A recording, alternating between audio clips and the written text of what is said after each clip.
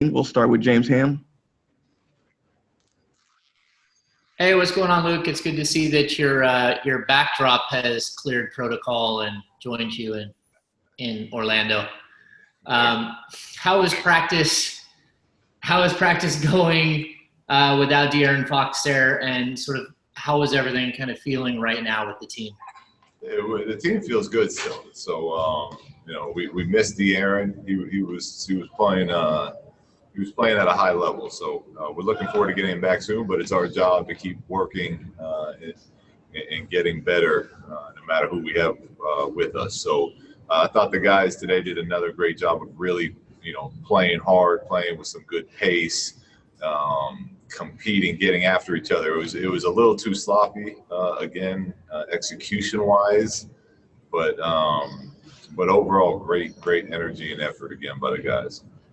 I guess lastly, what is it you're hearing about Harrison, and is Alex getting closer to being on the floor with you guys?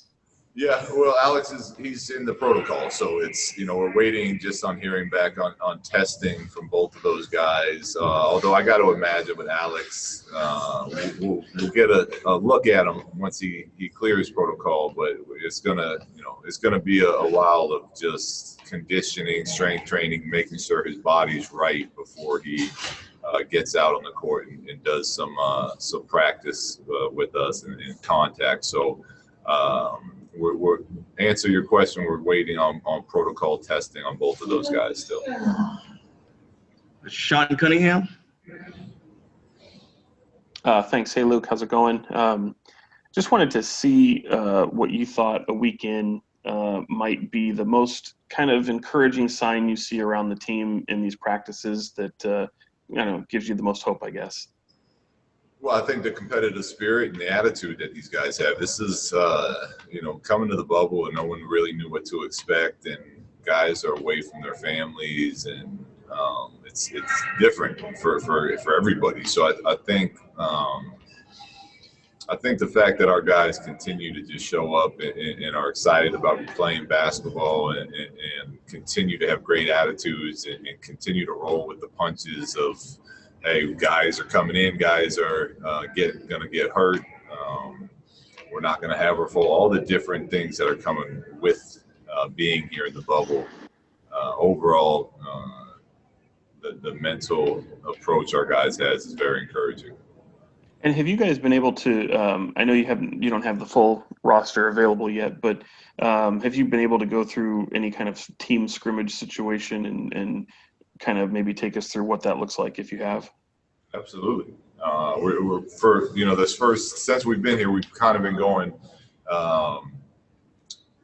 aggressive physical contact type of practice, teaching, up and down running, cleanup session, and then just kind of rotating those two back and forth, what we call kind of like a red practice and a green practice.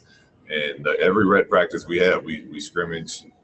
We do sometimes breakdown, controlled scrimmages. Sometimes it's just letting them play 5-on-5 up and down and get it out and push the ball. So that part of it changes every day. But yeah, we're every other day we're getting after them as far as playing live. Jason Jones. Hey, Luke. Hey, Jason. To ask you about Marvin first. I know when you mentioned the other day about him becoming a positionless player, can you explain what that means on both ends of the court to you and how that could develop with him as he gets on the court more, can get more experience? Well, yeah, it's for us, it's going to be huge to have that type of player that we can put out there that can defensively play different coverages, whether it's a switching defense or protecting the rim, traditional big man defense. But all that just comes with time, Jason. It comes with reps. It comes with experience. It comes with growing in the NBA. So, what we're trying to do is kind of go stage by stage as far as, getting him comfortable in one aspect of what we do. And then as we feel he gets more and more comfortable with that, we'll continue to expand that and It takes time. It's not easy to become a positionless type of player, but that's our ultimate goal with Marvin. And with a guy his age, I know people always say that bigs take a little bit longer. When you look at the fact that he's so young and that he's missed so much time this year, how do you just kind of gauge his progression? It's because you haven't been able to have him on the court, and just what's it been like to have him to be able to be on the court this much recently? Yeah, it's been great. We missed some good opportunity for a big chunk of the season to kind of to grow in that process that we were just talking about. But look, that's part of the game. Injuries happen to everybody, so having him back for camp right now and seeing him, he's bigger, he's stronger, he's moving well. This experience he's getting, he's in every rep right now because it's pretty much him and Harry going at each other every day. And the experience of getting those reps every day, different types of practices, different themes each day, has been great for him. Matt George. Coach, a pleasure as always to talk to you. Bit of a different question here for you. You talked yesterday about not being concerned at all with De'Aaron Fox re-injuring his ankle, saying that sprained ankles happen all the time in the NBA. What is your opinion on the term injury prone when analyzing young players in particular? Do you feel like it's unfair or overused assessment by fans or the media when it comes to repetitive injuries like what Fox, Bagley, or Giles have dealt with in their short careers? Yeah, I mean, I think if a basketball player sprains his ankle twice in a year and people call that injury prone, I think that's probably a little bit of an exaggeration. It's our job to do everything we can to try to prepare our guys and keep them healthy, but I think way too early in any one of our with our guys to label them that right now. But I can guarantee that everybody on our team at some point will get hurt again before their careers are over. That's just the way it works in pro sports. But I wouldn't call any of them injury prone. Tony Harvey. Hey, Coach, how you doing? I just want to relapse back to the regular season leading up to March 1st. I know at times it looked like the team was pushing a boulder up the hill, but things, as we all know, things started to click. What was it like working with Vlade Divac at that time and him bringing in certain players, to turn the organization around? Yeah, Vlade he's done an amazing job with this group. It's a well-balanced team.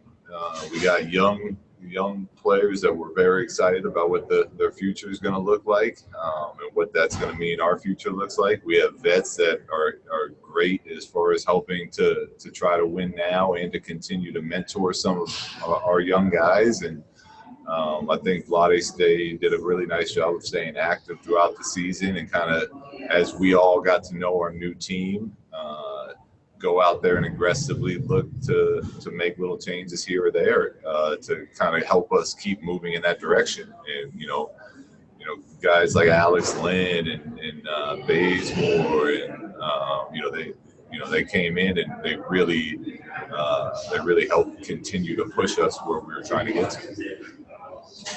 We'll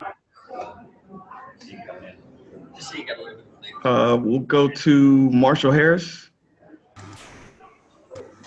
Good morning. At that time, Afternoon, Luke. I think it was difficult for you. Hang on, guys. Tony, you were muted, so I'm gonna come back to you. Sorry. Okay. Go ahead, Marshall. Sorry about that. Good afternoon, Coach. Quick question about just the overall progress. I know Buddy and Jabari were a little late getting involved in practice. Where would you say they are now? Are they fully caught up? They're both come a long way.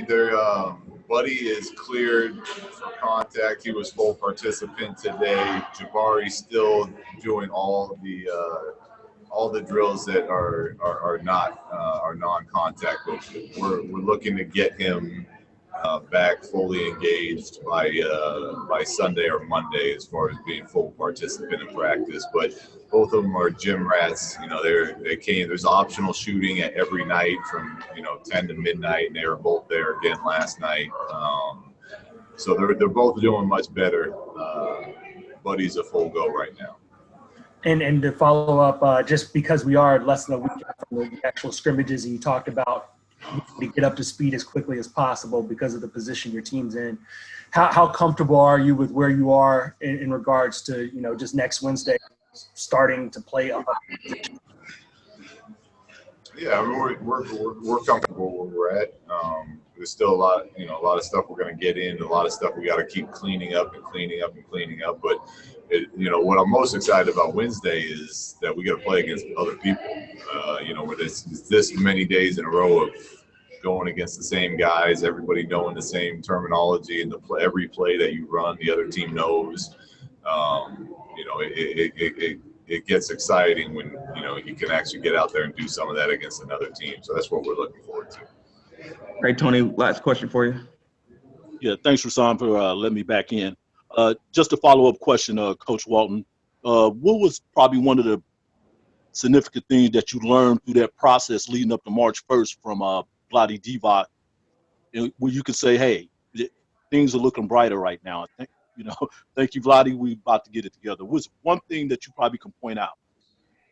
Well, the best thing about working with Vlade is you know how smart he is, how much he knows the game. I mean, this guy has done, besides just his playing career, he's gone back to Serbia. He's been part of the Olympic committee over there, president of one of the clubs. So he's done it from so many different angles. And he understands basketball, so he's constantly looking, he's constantly working on improving the team. And I think it was a nice example this season of him showing that, he just because the games start doesn't mean he's not out there looking to find ways to make the team better and to give myself and my coaching staff a better chance to try to win games. So it's been great working with a lot of people. All right, last one for you, Coach. Jason Anderson. What's up, Luke? What's up, Jason? Two questions. First about HB. Just want to be sure I understand. He's still in Sacramento, right? Yes, Harrison is in Sacramento. Alex is now in the bubble, but he's going through the protocol of what the bubble is once you get here. I got you. So the first thing is on HB, just the uncertainty with him. I know I know you were thinking hard about the small ball lineups and how effective those have been. Was it something you considered going to, maybe as just maybe starting with that group before this all happened? And how much does the uncertainty about his availability kind of keep you in limbo in terms of deciding how you want to do this? Yeah, well, it's just, look, like I said, we got to Harrison allows a lot of freedom as far as us playing different styles of basketball. And everything's on the table coming into this thing. We kind of had to see where we were at and what players were playing at a high level. So everything was on the table. But we miss Harrison a lot. We need him back. We want him back. But we can't plan on him being back just because we don't know. So we got Bays is playing great right now. It's part of the reason we went out and signed Corey Brewer. And he's had a very nice camp. So, we want Harrison back. We just don't know when that's going to happen. Is there a point? I guess I should say, when will you have to decide whether to, keep Harrison and hold out hope that he comes back, or maybe sign someone else? Yeah, well, that's conversations I have with Vlade all the time, and then it's also conversations that the players need to be involved in, because ultimately it's also up to them to come out here and keep waiting. And as long as Harrison wants to keep pursuing and joining the team, we're not gonna replace him. So it's one of those things that even if he's not ready for the first game, Harrison means so much to our team that look, we're out here trying to make a playoff push. So if we can, somehow make that happen and Harrison can join for that part of the bubble, then we're not going to give his spot away if that option is available.